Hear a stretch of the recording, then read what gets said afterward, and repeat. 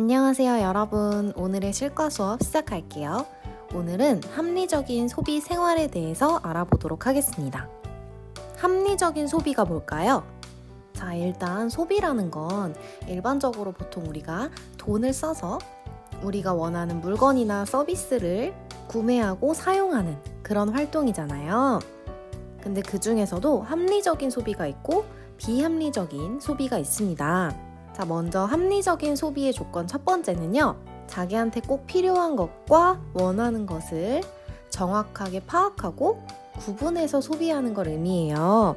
자, 꼭 필요한 것과 원하는 것.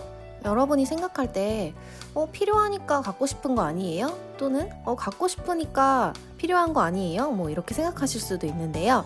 꼭 필요한 것과 원하는 것은요. 일치하지 않을 수도 있어요. 자, 이 그림을 한번 볼게요. 왼쪽 분홍색 원은 필요한 것을 나타내고요. 오른쪽 푸른색 원은 갖고 싶은 것, 그러니까 원하는 것을 나타내요. 자, 여기에 세 가지의 물건이 있어요. 닌텐도 스위치, 마이크, 그리고 운동화가 있습니다. 이 세 가지는요, 선생님이 지금 사려고 생각 중인 것들이에요. 근데 여러분이 소비를 할 때 이게 지금 꼭 필요한 건지 아니면 그냥 단순히 갖고 싶은 건지 그 두 가지를 잘 고려해서 구매를 해야 한다는 겁니다. 선생님도 한번 냉정하게 따져볼게요. 자, 먼저 닌텐도 스위치. 이 닌텐도 스위치는요, 선생님이 갖고 싶은 겁니다. 근데 정말 꼭 필요할까? 하고 따져보면 사실 꼭 필요하진 않거든요. 그러니까 갖고 싶은 거는 이쪽에다가 이렇게 집어넣으면 되겠죠. 그 다음 두 번째로 마이크. 이 마이크는 선생님이 이 수업 영상을 만들기 위해서 필요한 거거든요. 사실 선생님이 이 마이크를 꼭 그렇게 갖고 싶진 않아요. 이걸 선생님이 어디다 쓰겠어요. 수업 만들 때 말고는. 그러니까 왼쪽 분홍색 원 안에다가 집어넣으면 되겠죠. 자, 마지막으로 이 운동화. 운동화는 선생님이 갖고 싶은 건 확실해요. 네, 새 운동화가 정말 갖고 싶고, 또 선생님이 일주일에 3-4번씩 운동을 하는데 지금 신고 있는 러닝화가 많이 낡아가지고 필요하기도 합니다. 네, 그래서 이거는 필요한 것이면서 동시에 갖고 싶은 거네요. 그러면 어디에 들어가야 될까요? 네, 이 가운데에, 그러니까 두 원이 만나는, 겹치는 부분에다가 이렇게 집어넣어 주어야겠죠. 그래서 이렇게 표가 완성이 된 겁니다. 이렇게 구분을 해두면 단순히 닌텐도가 제일 갖고 싶다고 해서 닌텐도 스위치부터 먼저 사는 게 아니고 선생님한테 지금 제일 필요한 마이크랑 운동화, 이것들부터 먼저 살 수 있겠죠. 이런 소비가 바로 합리적인 소비라는 겁니다. 합리적인 소비의 두 번째 조건은요, 바로 제한된 용돈 범위 안에서 소비하는 거예요. 자, 나한테 들어오는 돈이 있고 나가는 돈이 있잖아요. 그러니까 내가 용돈으로 받는 돈이 있고 사용하는 돈이 있는데 어느 쪽이 더 커야 될까요? 네, 당연히 들어오는 쪽이 조금 더 커야겠죠. 그래야 돈을 남겨서 나중에 내가 또 급한 일이 생겼을 때 그 돈을 사용할 수 있겠죠.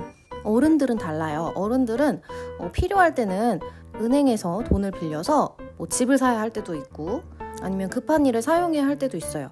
하지만 여러분들의 수준에서는 내가 만약에 용돈으로 5,000원을 받았는데 친구한테 2,000원을 더 빌려서 무리해서 7,000원짜리 무언가를 샀다.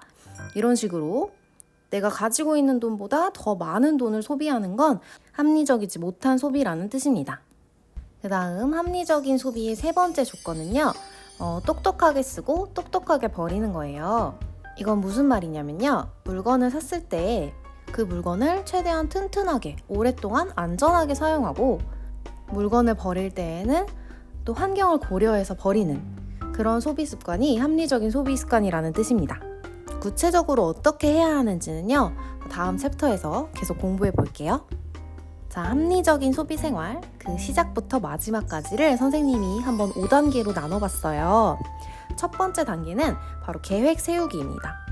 내가 무엇을 사고 싶은지, 무엇이 필요한지, 아까 선생님이 운동화, 닌텐도, 마이크 이렇게 정리했던 것처럼 내가 사야 하는 것들의 목록을 한번 정리를 해보는 거예요.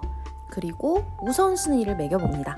우선순위라는 건 제일 먼저 사야 되는 건 뭘까? 그럼 더 나중에 사도 되는 건 뭘까? 이런 식으로 1번, 2번, 3번 순위를 매겨보라는 거예요. 이 우선순위를 정할 때에는 아까 선생님이 했던 것처럼 이게 지금 꼭 필요한지, 필요하진 않은데 그냥 단순히 갖고 싶은 건 아닌지 이런 마음들을 여러분이 꼼꼼히 따져보고 잘 구분해서 순위를 정해야 합니다. 목록을 쫙 다 세워봤다면요. 이제 정보를 수집해야 돼요. 아까 선생님한테 당장 필요하면서 동시에 선생님이 갖고 싶은 게 운동화라고 했죠. 그러면 운동화 중에서도 과연 어떤 운동화를 사면 좋을지 정보를 모아보는 겁니다. 그래서 선생님이 한번 네이버에 운동화라고 쳐봤어요. 그랬더니 여러분 네이버 쇼핑에서 운동화가 몇 건이나 나왔는지 아시나요? 네, 무려 여기 위쪽에 보이세요? 1000만도 넘어가요. 1157만 건이나 운동화가 나왔어요. 엄청 많죠?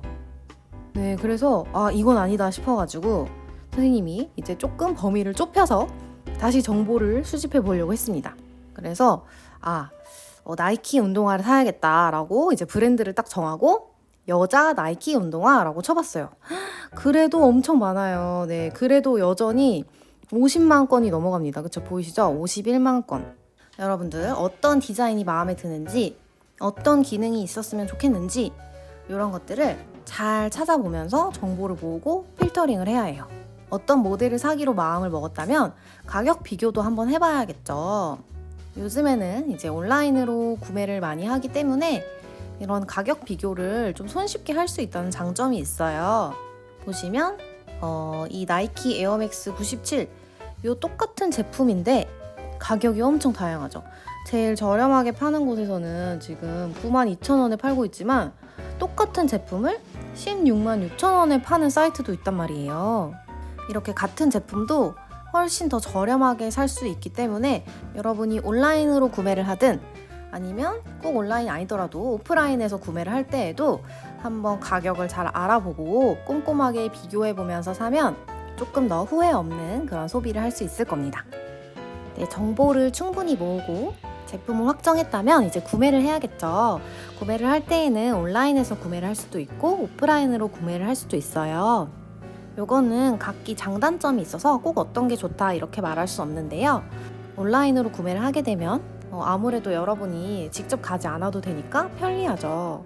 그리고 아까 봤던 것처럼 이제 가격을 여러 사이트에서 비교를 해보면서 조금 더 저렴하게 살 수 있다는 그런 장점이 있습니다.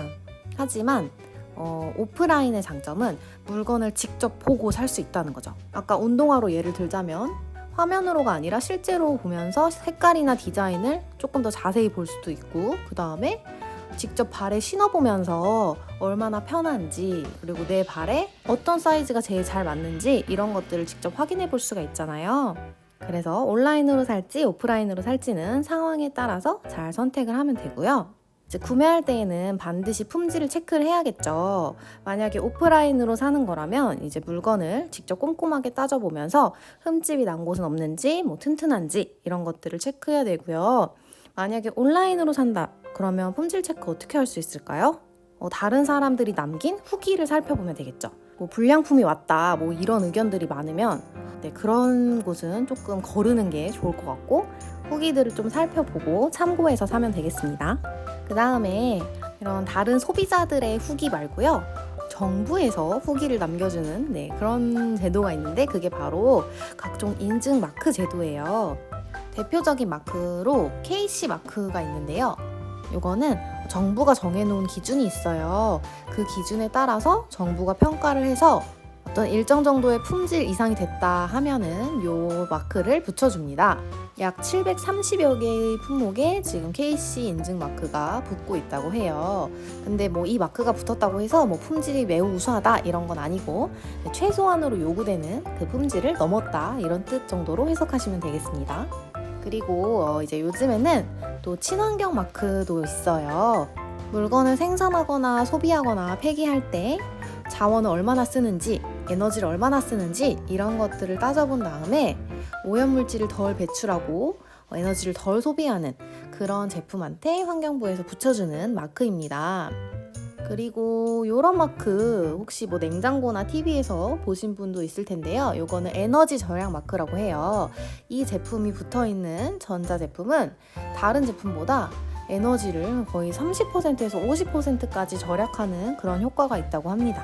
네, 환경보호는 언제나 중요하기 때문에 이런 친환경 마크나 에너지 절약 마크가 붙어 있는지 살펴보고 사는 것도 좋을 것 같아요. 네 번째 단계는 이제 사용 단계예요. 구매를 했다면 이제 사용을 해야겠죠?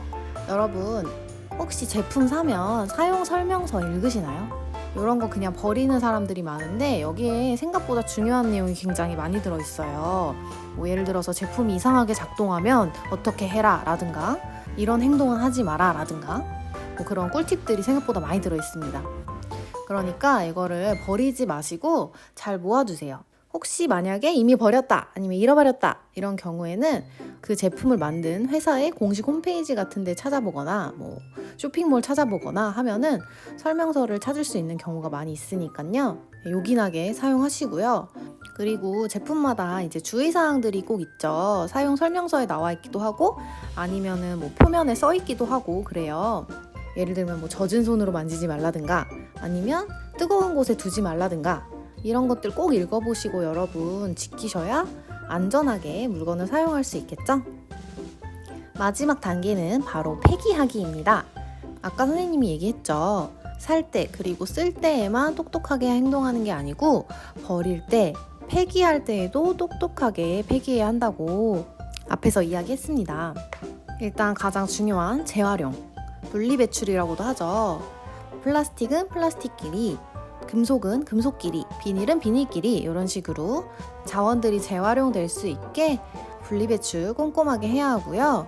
그리고 또 요즘에는 재활용 말고 재활용이라고 해서 수명이 다한 제품들을 새롭게 다른 제품으로 탈바꿈시키는 이런 소비도 각광받고 있어요. 네, 이 재활용과 재활용에 대해서는요. 이번 단원 마지막 차시즘에서 한 번 더 다루게 될 거니까 그때 조금 더 자세하게 공부해 보도록 하겠습니다. 이렇게 해서 오늘 합리적인 소비 생활에 대해서 배워봤어요. 여러분들 물건을 소비할 때 어떤 것들을 고려하라고 오늘 배웠죠? 나한테 꼭 필요한지 우선순위도 따져보고 또 뭐 디자인, 성능, 가격이나 품질 꼼꼼하게 다 따져보고 안전이랑 환경까지 생각해서 구매하고 사용하고 폐기해라 이렇게 배웠습니다. 오늘 배운 내용들 잘 기억하셨다가 생활 속에서 꼭 실천하고 똑똑하게 소비하는 멋진 청소년이 됩시다. 오늘도 수업 듣느라 고생 많았습니다. 안녕.